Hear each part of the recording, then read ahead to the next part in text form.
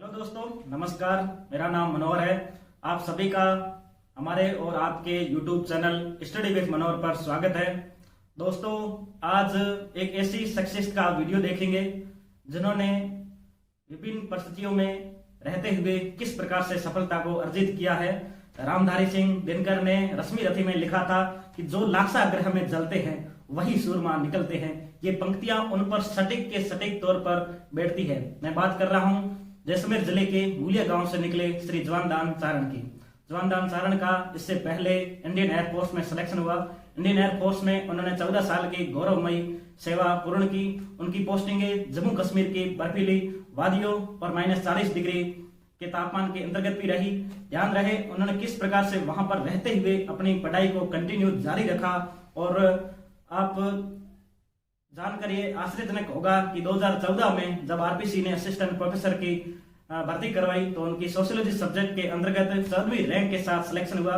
तो एक तरह से ये हमारे संपूर्ण राजस्थान या संपूर्ण भारत का मैं कहूं तो भी अतिशयोक्ति नहीं होगी कि एक उदाहरण और मिसाल है कि किस प्रकार से सर्विस में रहते हुए हम आगे पढ़ाई कर सकते हैं। उसके बाद उन्होंने आरएस के अंतर्गत भी प्रयास किया और अभी जो आरपीसी ने रिजल्ट जारी किया था उनका आरएस में इंटरव्यू कॉल हुआ है। हमारी और आप सबकी दुआ रहेगी कि सर का फाइनल सिलेक्शन भी हो और एसडीएम की पोस्ट उन्हें जरूर मिले। उनकी पोस्टिंग बाड़मेर जिले के बायतू पंचायत समिति पर कॉलेज में हुई। उसके बाद अभी वो शेरगढ़ जो जोधपुर के अंदर है वहां पर वो पोस्टेड है। उनकी सोशियोलॉजी के अंतर्गत एक सच में पूरी तरह से मास्टरी है। उन्होंने ये वीडियो सोशियोलॉजी सब्जेक्ट के प्रथम पेपर के ऊपर बनाया है। तो आप इस वीडियो को लास्ट तक देखें और उनकी कही हुई बातों को फॉलो करें तो निश्चित तौर पर आप भी सफल होंगे। मैं यही कहना चाहूंगा। अंतिम रूप से आप इस वीडियोस को पूरा देखना और अपने दोस्तों में जरूर शेयर करना। धन्यवाद। राजस्थान लोक सेवा आयोग अजमेर अपने कॉलेज एजुकेशन डिपार्टमेंट के असिस्टेंट प्रोफेसर एग्ज़ाम 2020 के लिए विभिन्न विषयों का सिलेबस जारी कर चुका है और परीक्षा की तिथि भी निश्चित हो चुकी है। साथियों, समय बहुत कम बचा है और ऐसी परिस्थिति में जो अपने ऑप्शनल सब्जेक्ट के जो 2 पेपर हैं उन पर थोड़ा ध्यान अधिक देने की ज़रूरत है। और तीसरा पेपर जो है राजस्थान का सामान्य अध्ययन, वो भी एक निर्णायक भूमिका निभाता है इस परीक्षा के चयन में। आज हम बात करेंगे समाजशास्त्र के पेपर फर्स्ट के बारे में। साथियों, समाजशास्त्र का जो ये पहला पेपर है इसमें 150 प्रश्न होंगे और प्रत्येक प्रश्न आधा अंक की महत्ता रखता है और कुल 75 नंबर का ये पेपर है। ऑब्जेक्टिव टाइप है, बहुविकल्पात्मक है। 3 घंटा इसकी अवधि रहेगी इस प्रश्न पत्र की और माध्यम अंग्रेजी और हिंदी दोनों रहेंगे और इसमें नकारात्मक मार्किंग का प्रावधान रहेगा। साथियों, यदि हम बात करें सिलेबस की तो इस पेपर फर्स्ट को आगे 3 भागों में बांटा गया है आरपीएससी के द्वारा। और यदि सबसे पहला हम देखें तो उसको यूनिट 1 बेसिक कॉन्सेप्ट्स के नाम से इसको डिवाइड किया गया है। साथियों, इसके अंदर जो समाजशास्त्र की मूल अवधारणाएं हैं, जो मूल तत्व है, उनके बारे में प्रश्न पूछे जाएंगे, जैसे meaning, definition, subject matter, scope, nature and perspective of sociology, sociology and enlightenment. यह समाजशास्त्र का मूल अवधारणात्मक पहलू है। समाजशास्त्र की उत्पत्ति के प्रमुख कारक, तत्कालीन परिस्थितियाँ, फिर समाजशास्त्र के जो अर्थ, उनकी परिभाषाएं, विषय का क्षेत्र, विषय की विषय वस्तु, उसकी प्रकृति और समाजशास्त्रीय परिप्रेक्ष्य। यह यूनिट फर्स्ट का सेक्शन ए, जिसको आप कह सकते हो पहला सेक्शन है। दूसरा जो भाग है वो है society, culture, community, norms and values, institutions, association, social structure and social system. यह समाजशास्त्रीय अवधारणाओं में मूलभूत अवधारणाओं के अंतर्गत आती है, जिनमें समाज, संस्कृति, समुदाय, समिति, मूल्य तथा मानदंड, संस्था, सामाजिक संरचना और सामाजिक व्यवस्था से संबंधित प्रश्न होंगे। फिर है सोशल ग्रुप, सामाजिक समूह, जिनका meaning, type, status and role, norms and values and type of membership, अर्थात सामाजिक समूहों से संबंधित जो अवधारणात्मक पहलू है, उनका जो परिभाषात्मक परिप्रेक्ष्य है, इससे संबंधित प्रश्न आएंगे। नेक्स्ट है social control, meaning, type, agency and theories. सामाजिक नियंत्रण का अर्थ, उसके प्रकार, इसकी विभिन्न जो सामाजिक नियंत्रण की जो एजेंसियां हैं, अभिकर्ता कह सकते हैं आप इसके। सामाजिक नियंत्रण के औपचारिक और अनौपचारिक दोनों प्रकार के अभिकर्ता होते हैं जो इनको नियंत्रण को समाज में मेंटेन रखते हैं। और फिर है सामाजिक नियंत्रण की प्रमुख सिद्धांत, इसके अंदर विभिन्न समाजशास्त्रियों द्वारा दिए गए सिद्धांत है। अगला जो टॉपिक है वो है समाजीकरण से संबंधित। समाजीकरण का अर्थ, उसके विभिन्न स्तर, उसकी संकल्पनाएं या जिनके आप सिद्धांत कह सकते हो, और समाजीकरण के जो सब कॉन्सेप्ट्स हैं वो। नेक्स्ट जो चैप्टर है वो स्टेटस एंड रोल, परिस्थिति तथा भूमिका। इसमें परिस्थिति और भूमिका का अर्थ, इसके प्रकार, परिस्थिति और भूमिका के बीच अंतर संबंध, भूमिका संघर्ष और मूल्य और मानदंड। अगला है सोशल स्ट्रेटिफिकेशन, सामाजिक स्तरीकरण, जिसमें अर्थ, सामाजिक स्तरीकरण के प्रकार, उसकी जो प्रमुख सिद्धांत हैं और असमानता के और क्या क्या प्रतिमान है, pattern of the inequalities. Next chapter है सोशल प्रोसेस, सामाजिक प्रक्रियाएं। इसके अंतर्गत 7 प्रक्रियाएं आती है: एसिमिलेशन, कंपटीशन, सात्मीकरण, प्रतियोगिता, संघर्ष, सहयोग, समायोजन, और जो एसोसिएट और डिसएसोसिएटिव प्रोसेस लिखी है ये है सहयोगात्मक और असहयोगात्मक प्रक्रियाएं हैं। इनके अंतर्गत संघर्ष, प्रतिस्पर्धा ये असहयोगात्मक है, जबकि अकोमोडेशन और कोऑपरेशन ये सहयोगात्मक सामाजिक प्रक्रियाएं हैं। अगला चैप्टर है सामाजिक परिवर्तन और सामाजिक गतिशीलता से संबंधित। इसमें उनके अर्थ, उनके प्रकार, उनके कारक और उनके सिद्धांत है। अगला जो चैप्टर है वो है सामाजिक विचलन से संबंधित, जिसका अर्थ, उसके प्रकार और उसके प्रमुख सिद्धांत।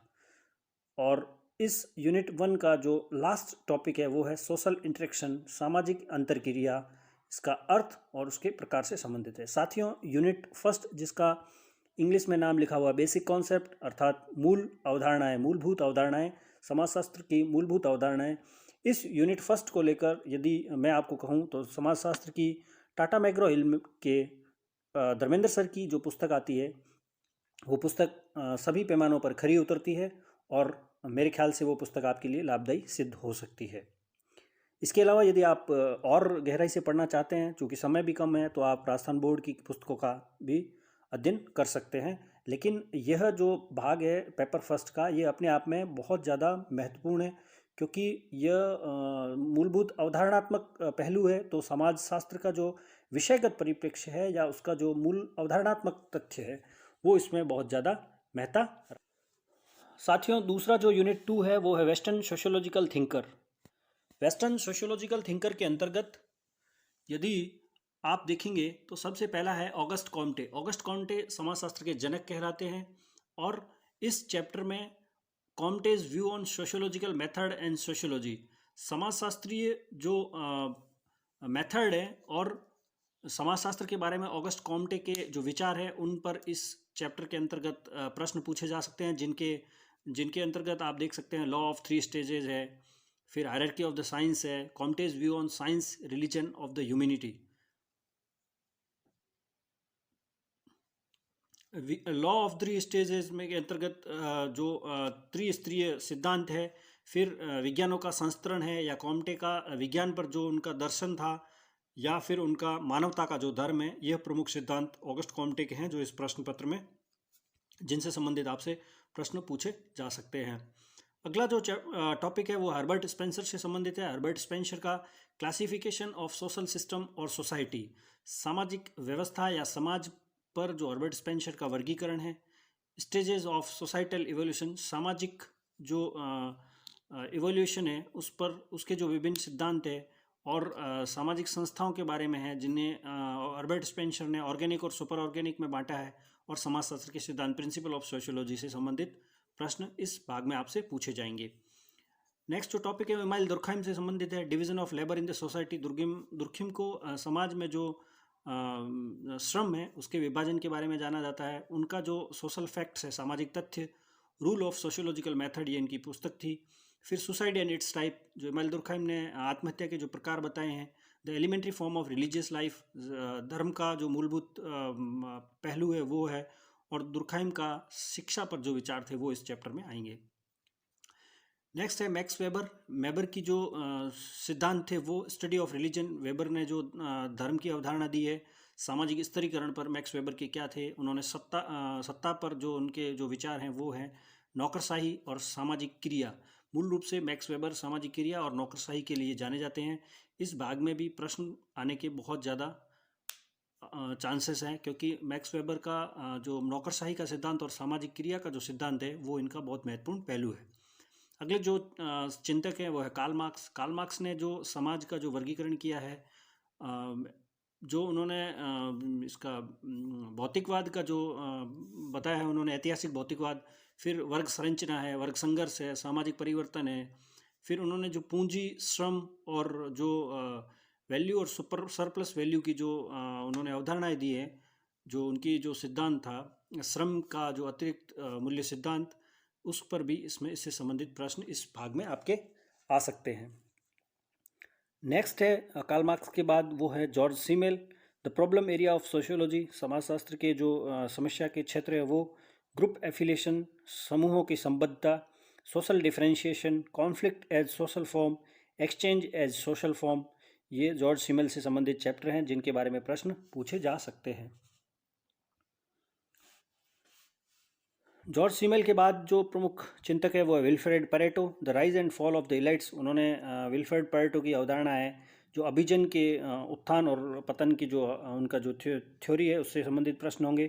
Theory of sentiments, Pareto's view on general sociology, the interface between social, economic and political phenomena, उन्होंने शक्ति का जो सिद्धांत दिया है उसमें उन्होंने सामाजिक, आर्थिक और राजनीतिक जो उसकी जो फिनोमिना है उसके बारे में बताया और सामाजिक व्यवस्था के बारे में बताया।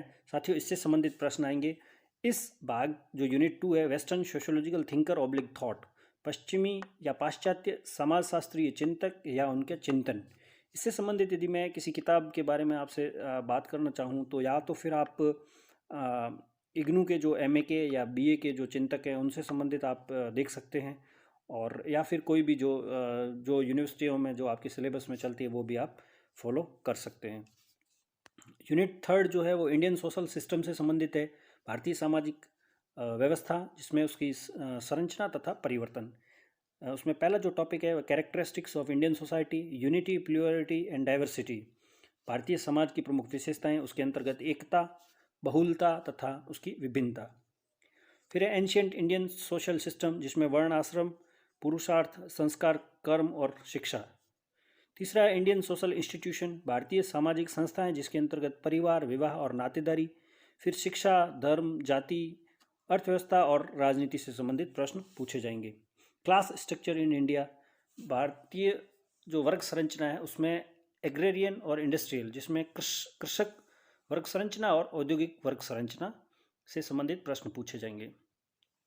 Dynamics in caste and class in Indian society, भारतीय जाति और वर्ग में जो गतिशीलता है उससे संबंधित होंगे। पैटर्न ऑफ मोबिलिटी और इनइक्वलिटीज़, अर्थात भारतीय जाति और वर्ग व्यवस्था में पैटर्न क्या है उनकी गतिशीलता के, उनके प्रतिरूप क्या है और असमानताएं क्या क्या है। नेक्स्ट चैप्टर है gender relation and women empowerment. तो इस चैप्टर के अंतर्गत status of women in India and women empowerment, Bharat में महिलाओं की परिस्थिति तथा महिलाओं का सशक्तिकरण।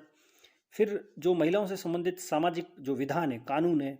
फिर डोमेस्टिक वायलेंस, घरेलू हिंसा, दहेज, इश्यू ऑफ डाइवर्स, तलाक के जो मुद्दे हैं और महिलाओं के विरुद्ध अपराध की जो घटनाएं बढ़ रही है, यह भी इससे संबंधित प्रश्न होंगे। साथियों, इस टॉपिक में लगभग कानूनी या वैधानिक जो व्यवस्थाएं हैं उनके बारे में प्रश्न ज़्यादा होते हैं। फिर है डेवियंस एंड क्राइम, विचलन तथा अपराध, जुवेनाइल डिलिंक्वेंसी, बाल अपराध, साइबर क्राइम, साइबर अपराध, क्राइम अगेंस्ट चिल्ड्रन, बालकों के विरुद्ध अपराध और वाइट कॉलर क्राइम्स, श्वेत वसन अपराध। चैलेंजेस बिफोर इंडियन सोसाइटी, भारतीय समाज के सम्मुख जो प्रमुख चुनौतियां हैं उनसे संबंधित प्रश्न होंगे, जिनके अंतर्गत गरीबी, निरक्षरता, बेरोजगारी,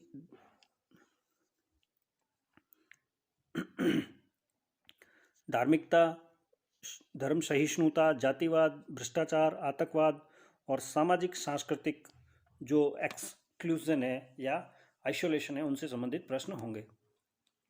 नेक्स्ट है पैथोलॉजीज ऑफ द डेवलपमेंट। उसके अंतर्गत है जो समाज के वीकर सेक्शन है उनकी क्या समस्याएं हैं, अल्पसंख्यकों की क्या समस्याएं हैं, SC ST OBC की क्या समस्याएं हैं, और जो सीमांत समूह हैं या बालक है उनसे संबंधित जो समस्याएं हैं उनके बारे में इस भाग से प्रश्न पूछे जा सकते हैं। Plan change in Indian society, 5 years plan, Panchayati Raj, welfare policy and sustainable development. इस भाग को आप करंट अफेयर से जोड़ सकते हैं क्योंकि इसके अंतर्गत भारतीय समाज के जो नियोजित परिवर्तन हैं उसके अंतर्गत पंचवर्षीय योजनाएं हैं, पंचायती राज के जो संस्थाएं हैं, या जो हमारे लिए जो कल्याणकारी नीतियां हैं या सतत विकास के जो मुद्दे हैं, इसमें ज़्यादातर प्रश्न नवीनतम जो करंट अफेयर्स हैं उनसे संबंधित आते हैं। और अंतिम जो भाग है वो है globalisation and its impact on Indian society. भारतीय समाज पर वैश्वीकरण के जो प्रमुख प्रभाव है उनके बारे में प्रश्न पूछे जा सकते हैं। साथियों, चूँकि समाजशास्त्र का यह पहला पेपर है, सिलेबस को मैंने आपको टॉपिक वाइज पढ़ के और टॉपिक वाइज बता दिया कि इससे किस चैप्टर से कैसे कैसे सवाल बन सकते हैं। और यदि मैं अंतिम यूनिट 3 की बात करूं तो इसके लिए कोई एक पुस्तक यदि अपने आप में सफिशिएंट है तो वो राम आहूजा की है, रावत प्रकाशन की, भारतीय सामाजिक व्यवस्था या भारतीय समाज। इन दोनों में से कोई भी एक पुस्तक आप ले सकते हैं और उसको आप फॉलो कर सकते हैं। वैसे परीक्षा के दृष्टिकोण से देखा जाए समय बहुत कम है, तब फिर अपने को बजाय बहुत ज़्यादा किताबों में उलझने के हमें बहुत ही नियंत्रित और एक स्ट्रेटेजिक तरीके से जाना होगा क्योंकि समय कम है और हमारा सिलेबस जो है उसको हमें, चूँकि वास्ट सिलेबस है, इसको पूरा करने में टाइम लग जाता है। विद्यार्थी के ऊपर वैसे ही दोनों सब्जेक्ट के पेपर्स और राजस्थान के जीके को लेके वैसे ही वो अपने तनाव में है कि कम समय में कैसे उसको किया जाए, इसलिए आप इसमें जो ये प्रमुख किताबें इनको आप फॉलो कर सकते हैं। साथ ही साथ आप पुराने जो पेपर्स हैं उनको भी देख सकते हैं, या फिर जो लोग ऑलरेडी सेलेक्टेड हैं उनसे भी आप डिस्कस कर सकते हैं कि इन टॉपिक्स को कैसे कवर किया जाए। इसमें घबराने की कोई ज़रूरत नहीं है। समाजशास्त्र के ये जो तीनों चैप्टर हैं ये यूनिवर्सिटियों की सिलेबस में है और आपके आसपास बहुत सारा मैटर भी उपलब्ध है, इसलिए आप इनको अच्छे से देख सकते हैं। All the best, thank you.